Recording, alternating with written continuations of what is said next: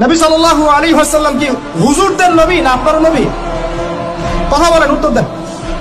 নবী সাল্লাল্লাহু আলাইহি ওয়াসাল্লাম কি হুজুরদের নবী না আপনার নবী? তাহলে আপনার মধ্যে তার সুন্নাত থাকবে না কেন? আপনার চেহারায় দাড়ি নাই কেন? আপনার প্যান্টটা টাকনোর নিচে কেন? কেন আপনি নবী সাল্লাল্লাহু আলাইহি ওয়াসাল্লামের জীবনী সারা জীবনও একবার পড়ে দেখতে পারলেন না? নবী সাল্লাল্লাহু আলাইহি ওয়াসাল্লাম 23 বছর আপনার আমার জন্য কষ্ট করেছেন, মানুষের মার খেয়েছেন, গাল খেয়েছেন, তাকে 15 বার হত্যা করার চেষ্টা করা হয়েছে, তাকে দেশ থেকে বের করে দেওয়া হয়েছে, গলায় দড়ি পেঁচিয়ে টান দেওয়া হয়েছে, পিঠের মধ্যে উঠে নাড়ি ভুড়ি চাপানো হয়েছে, দাঁত ঘুষি করে দাঁত ফেলে দেওয়া হয়েছে, মাথা ফাটিয়ে দেওয়া হয়েছে, পা ভেঙে দেওয়া হয়েছে, তাদের জন্য, তার জন্য। তা আপনি আমি কেন তার জীবনী পড়ে দেখলাম না কখনো? কেন আপনার চেহারায় দাঁড়িয়ে থাকবে না, আমার চেহারা দাঁড়িয়ে থাকবে না?